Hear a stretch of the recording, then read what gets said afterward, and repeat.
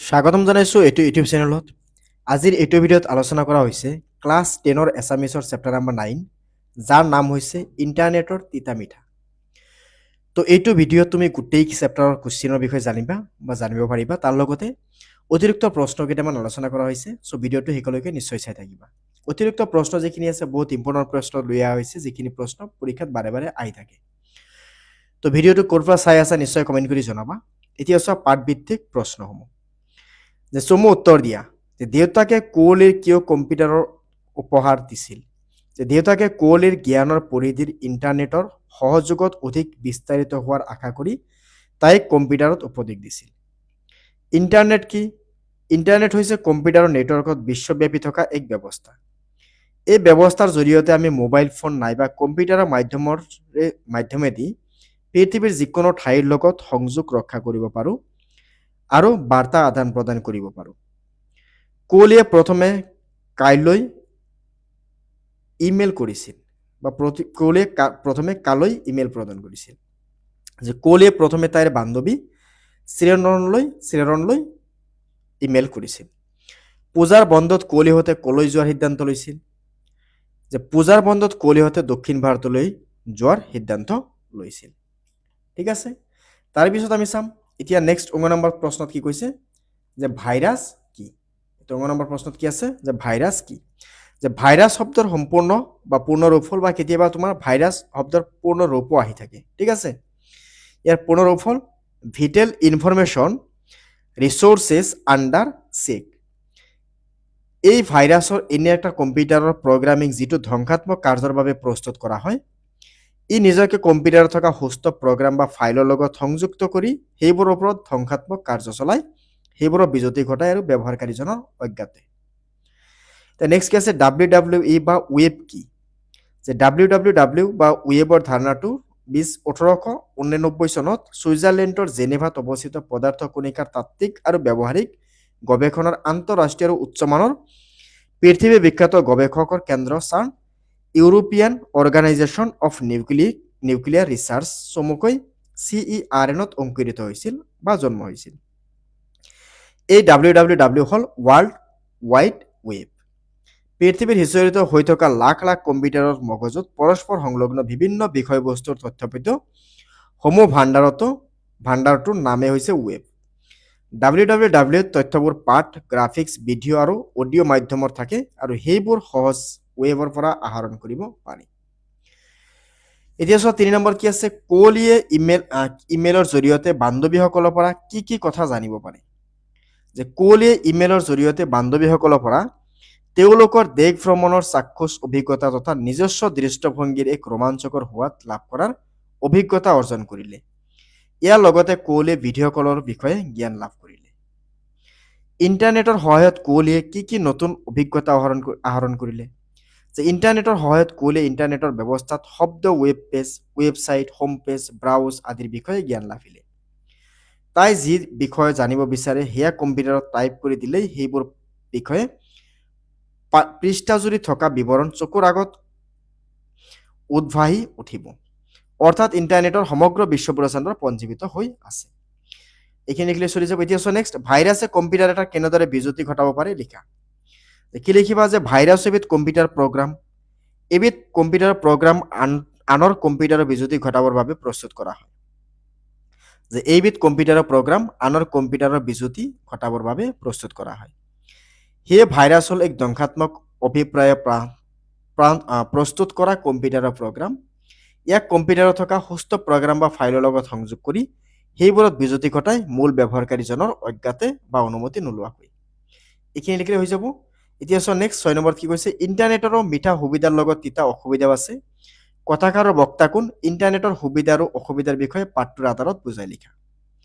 যে উদ্ধৃত কথাষাৰৰ বক্তা শাবানা বাইদেউ। কুঁৱলীয়ে অত্যাধিক ইণ্টাৰনেটৰ আসক্ত হৈ বেমাৰত পৰিলে তাইৰ মনত হোৱা পৰিৱৰ্তনবোৰৰ কথা উপলব্ধি কৰি এই সমস্ত সমস্যাৰ কথা শাবানা বাইদেউৰ লগত আলোচনা কৰিবলৈ যোৱাৰ সময়ত কথাৰ প্ৰসংগত শাবানা বাইদেৱে উদ্ধৃত কথাষাৰ কুঁৱলী কৈছিল। যে কুঁৱলীৰ অত্যাধিক ইণ্টাৰনেটৰ আসক্তি আৰু ইয়াৰ ফলত তাইৰ মনৰ পৰিৱৰ্তন ঘটা কথাবোৰ শুনি শাবানা বাইদেউৰ কুঁৱলীয়ে ক'লে যে বিশ্ব ব্ৰহ্মাণ্ডৰ সকলো ভৌতিক বস্তুৰে ভাল আৰু বেয়া দুটা দিশ আছে। মিঠা সুবিধাবোৰ আমাক উন্নতি জখলা বগোৱাত সহায় কৰে। লক্ষ্য উপনীত হ'বলৈ হ'লে আমি ইয়াক ব্যৱহাৰ কৰিব লাগে আৰু ইয়াৰ কুব্যৱহাৰৰ পৰা আঁতৰি থাকিবলৈ মনৰ দৃঢ়তা থাকিব লাগে। ঠিক আছে, এইখিনি লিখিলে হৈ যাব। এতিয়া চোৱা নেক্সট আছে 7 নম্বৰত, ইণ্টাৰনেটৰ তিতা মিঠা গল্প নামৰ সাৰ্থকতা বিচাৰ কৰা। যে ইণ্টাৰনেটৰ তিতা মিঠা পাঠটোৰ নামৰ সঠিক বুলি ক'ব পাৰি। ইণ্টাৰনেট হ'ল কম্পিউটাৰ নেটৱৰ্কৰ বিশ্বব্যাপী থকা এক ব্যৱস্থা বা কম্পিউটাৰৰ নেটৱৰ্ক। হাজাৰ হাজাৰ বিভিন্ন প্ৰকাৰৰ আৰু আকাৰৰ নেটৱৰ্কৰ সমষ্টি হৈছে ইণ্টাৰনেট। এই ইণ্টাৰনেটৰ যোগেদি আমি নানান বিষয়ত জ্ঞান লাভ কৰি উপকৃত হ'ব পাৰোঁ।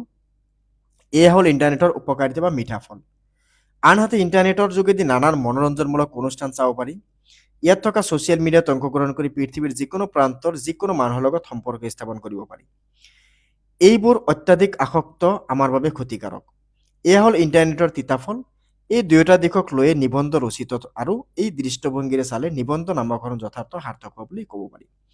তো চোৱা, তুমি বা আমি চবেই গম পাওঁ, তুমিও গম পোৱা যে কথাটো কেনেকুৱা, যে চোৱা আমি যে এই ইনষ্টাগ্ৰাম ফেচবুক যে আমি ব্যৱহাৰ কৰোঁ, এইটো অতিৰিক্ত ব্যৱহাৰে কি হয়, আমাৰ মাইণ্ডটোত বা আমাক কি কৰিছে, আজিকালি আমি কি চাওঁ, ৰিল চাওঁ।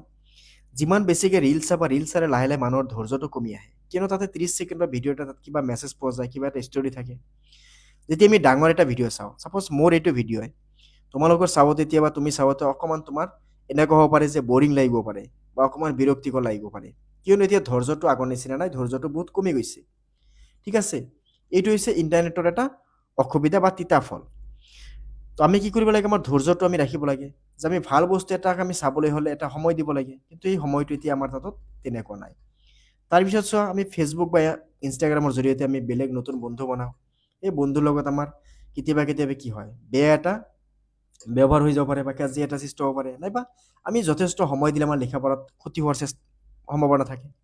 তো সেইবোৰে আমাৰ কি কৰিছে, এটা তিতা ফল দি আছে। তো সেইবোৰ বস্তুৰ পৰা আমি যিমান পাৰোঁ নিজকে সতৰ্কতাৰে আমি ৰাখিব লাগে। এতিয়া চোৱা নেক্সট আছে কি, ইণ্টাৰনেটৰ অত্যাধিক ব্যৱহাৰে ছাত্ৰ ছাত্ৰীৰ জীৱনত কেনে প্ৰভাৱ পেলাব পাৰে পাঠটোৰ আধাৰত বুজাই লিখা। যে বিজ্ঞানে আৱিষ্কাৰ কৰা প্ৰতিটো বস্তুৰ ভাল আৰু বেয়া দুয়োটাই দিশ আছে, দক্ষ নহয়, এইটো দিশ আছে, জড়িত থাকে। বিজ্ঞানৰ আৱিষ্কাৰৰ ইণ্টাৰনেটৰ ভাল বেয়া দুয়োটা দিশ আছে। ইণ্টাৰনেটৰ ব্যৱহাৰৰ পৰা আমি যিদৰে উপকাৰ পাব পাৰোঁ, এইদৰে আমি ইয়াৰ অত্যাধিক ব্যৱহাৰে অপকাৰিতাৰ সন্মুখীন হ'ব পাৰোঁ। পঢ়া শুনা কৰা সময়ছোৱাত ছাত্ৰ ছাত্ৰীৰ প্ৰধান কৰ্তব্য হ'ল পাঠ্যক্ৰমৰ সময়ত আয়ত্ত কৰি বিষয়বস্তুৰ জ্ঞান প্ৰসাৰণ ঘটোৱা। নিয়মিতভাৱে মনোযোগ অধ্যয়ন কৰা ছাত্ৰ ছাত্ৰীয়ে সময়ত মনোযোগেৰে অধ্যয়ন কৰি পাঠ্যক্ৰমৰ সমচিত জ্ঞান লাভ কৰিব পাৰে। ইণ্টাৰনেটে ছাত্ৰ ছাত্ৰীক শিক্ষা আহৰণৰ ক্ষেত্ৰত নজনা বিষয়বস্তু তথ্য পাতি যোগান ধৰি জ্ঞানৰ প্ৰসাৰণত সহায় কৰে। ইয়াৰ ফলত ছাত্ৰ ছাত্ৰীসকলে এই উপকৃত হয়। কিন্তু ইণ্টাৰনেটৰ ছাত্ৰ ছাত্ৰীক কুমলীয়া মনক দকৈ চাপ পেলাব পাৰে। ভালেমান মনোৰঞ্জন অনুষ্ঠান উপভোগ কৰাৰ সুবিধা থাকে। এনে অনুষ্ঠানবোৰ হ'ল নাটক, চিনেমা, গীত আদিৰ উপভোগ কৰা। Facebook, WhatsApp, Twitter, YouTube social media জগতখনৰ ছাত্ৰ ছাত্ৰীক বৰকৈ আকৰ্ষিত কৰে। এইবোৰ মোবাইলত উপলব্ধ হয় আৰু ভালেমান ছাত্ৰ ছাত্ৰীক এইবোৰ এনেভাৱে আসক্ত হৈ পৰে যে নিজৰ খোৱা বোৱাৰ, পঢ়া শুনা, খেলা ধূলা বাদ দি অকল এইবোৰতে ব্যস্ত হৈ পৰে। ঠিক আছে, এইখিনি লিখিলে হৈ যাব। এতিয়া চোৱা, কেইটামান ভাষা বিষয় প্ৰশ্ন আছে। যে বাক্য ৰচনা কৰা, চিনাকি অচিনাকি, যে ভ্ৰমণে চিনাকি অচিনাকি মানুহৰ সৈতে বন্ধুত্ব গঢ়ি তোলে। অলি সপোন দেখা লোকে জীৱনত আত্মসন্তুষ্টি লাভ কৰিব নোৱাৰে। নাকে মুখে, যে হৰিধনৰ সময়ৰ ইমানেই নাটনি হৈছিল যে ভাত কেইটামান নাকে গুণে গুচি গৈ পুনৰ পথাৰলৈ দৌৰ মাৰিলে। পৰীক্ষা নিৰীক্ষা, যে বিজ্ঞানীসকলে পৰীক্ষা নিৰীক্ষা কৰিহে নতুন আৱিষ্কাৰৰ তথ্য জনসমাজত প্ৰকাশ কৰে। অৰ্থলিখা, যে ক্ষতি নাক, বিজুতি আউল লগা, গুণগতা চিন্তা ভাৱনা, পঞ্জীভূত থুপিকীৰ্ত, উদাস মোহ নথকা। এতিয়া চোৱা কি আছে, অতিচমু উত্তৰ দিয়া। ইণ্টাৰনেটৰ তিতা মিঠা পাঠটোৰ লেখিকা কোন? ইণ্টাৰনেটৰ তিতা মিঠা পাঠটোৰ লেখিকা হ'ল ডক্টৰ প্ৰণয়ী দত্ত। কুঁৱলীৰ উলাঘাটে হিয়া নধৰা হোৱাৰ কাৰণ কি? কুঁৱলীৰ উলাঘাটে হিয়া নধৰাৰ কাৰণটো হ'ল দেউতাকে তাইক এটা কম্পিউটাৰ উপহাৰ দিব বুলি কৈছে। কুঁৱলীক দেউতাকে কিয় কম্পিউটাৰ এটা উপহাৰ দিব বিচাৰিছিল? যে কুঁৱলীক নৱম শ্ৰেণীৰ পৰা দশম শ্ৰেণীলৈকে প্ৰথমে উত্তীৰ্ণ হোৱাৰ বাবে কৈছিল। কুঁৱলীৰ আটাইতকৈ হেঁপাহৰ বতৰাটো কি আছিল? যে কুঁৱলীৰ আটাইতকৈ হেঁপাহৰ বতৰাটো হ'ল দেউতাকে তাইক কম্পিউটাৰটো হেনো ইণ্টাৰনেটো সংযোগ কৰি দিব বুলি কৈছিল। দেউতাকে কম্পিউটাৰ এটা উপহাৰ দিব বুলি শুনাৰ পাছত কুঁৱলীয়ে কি কৰিলে? দেউতাকে কম্পিউটাৰ এটা উপহাৰ স্বৰূপে দিব বুলি শুনাৰ পাছত কোহলীয়ে ইণ্টাৰনেট সম্বন্ধে পঢ়া শুনা কৰি ইয়াক ব্যৱহাৰ কৰাৰ নিয়ম প্ৰণালী শিকি ল'লে। ৰাজকুমাৰী যাদুকৰী আইনাখনৰ বিশেষত্ব কি আছিল? ৰাজকুমাৰী যাদুকৰী আইনাখনৰ এটাৰ বিশেষত্ব আছিল যে আইনাখনক যি প্ৰশ্ন সোধা হয় আইনাখনে তাৰ উত্তৰ দিব পাৰিছিল। ৱৰ্ল্ড ৱাইড ৱেব ধাৰণাটো বীজ ক'ত অংকুৰিত হৈছিল যে ৱৰ্ল্ড ৱাইড ৱেব ধাৰণাটো বীজ 1989 চনত ছুইজাৰলেণ্ডৰ জেনেভাত অৱস্থিত পদাৰ্থ কণিকাৰ তাত্ত্বিক আৰু ব্যৱহাৰিক গৱেষণাৰ আন্তঃৰাষ্ট্ৰীয় উচ্চমানৰ পৃথিৱী বিখ্যাত গৱেষণা কেন্দ্ৰ চাৰ্নত অংকুৰিত হৈছিল। বা তোমালোকে ডাইৰেক্ট লিখিব পাৰা ছুইজাৰলেণ্ডৰ জেনেভাত। www তথ্যবোৰ কি মাধ্যমত থাকে? www তথ্যবোৰ পাঠ, গ্ৰাফিক্স, ভিডিঅ' আৰু অডিঅ' মাধ্যমত থাকে। ইণ্টাৰনেটৰ সঘনাই ব্যৱহাৰ হোৱা শব্দকেইটা কি কি? যে web page, website, home page, browser ইত্যাদি। কোহলীৰ অন্তৰংগ বন্ধুগৰাকী কোন আছিল? কোহলীৰ অন্তৰংগ বন্ধু আছিল শ্বেৰন। শ্বেৰনৰ মস্কোলৈ পঢ়িবলৈ যোৱাৰ কাৰণ কি? যে শ্বেৰনৰ দেউতাকে চাকৰি সূত্ৰে মস্কোলৈ যাবলৈ হৈছিল, এই কাৰণে শ্বেৰনে তাত পঢ়া শুনা কৰিব লগা হৈছিল। কোহলীৰ কম্পিউটাৰৰ ভাইৰাছ সোমোৱাৰ পৰা তাই কি কৰিলে? কোহলীৰ কম্পিউটাৰত ভাইৰাছ সোমাই পৰাত তাই ততাতৈয়াকৈ বিশ্ববিদ্যালয়ৰ পদাৰ্থ বিজ্ঞান বিভাগৰ গৱেষণা কৰি থকা শাবানা বাইদেউৰ ওচৰ পালেগৈ। শাবানা বাইদেউ কোহলীৰ কম্পিউটাৰত কিদৰে বিপদমুক্ত কৰিলে? যে শাবানা বাইদেউ এণ্টিভাইৰাছ ছফ্টৱেৰ এটা কোহলীৰ কম্পিউটাৰত বিপদমুক্ত কৰিলে। এতিয়া 2 নম্বৰ চোৱা, চমু উত্তৰ দিয়া যে ইণ্টাৰনেট সংলগ্ন কম্পিউটাৰ এটাৰ পৰা আমি জানিবলগীয়া কথাখিনি কিদৰে জানিব পাৰোঁ? যে ইণ্টাৰনেট সংলগ্ন কৰি কম্পিউটাৰৰ পৰা বিজ্ঞান আৰু কলা বা যিকোনো বিষয়ৰ জানিব বিচৰা কথাৰ প্ৰশ্নটো কম্পিউটাৰত টাইপ কৰি দিলেই ইণ্টাৰনেটৰ পৰা নিমিষতে সেই প্ৰশ্নটো পৃষ্ঠজুৰি থকাৰ বিৱৰণ চকুৰ আগত ভাহি উঠিব, অৰ্থাৎ আমি প্ৰশ্নটোৰ উত্তৰ পাই যাম। ইমেইল সম্পৰ্কে বান্ধৱী শ্বেৰিনৰ পৰা কোহলীয়ে কি অভিজ্ঞতা লাভ কৰিছিলে? শ্বেৰনলৈ পঠিওৱা ইমেইলৰ সঁহাৰি লাভ কৰি কোহলীয়ে মোহিত হ'ল।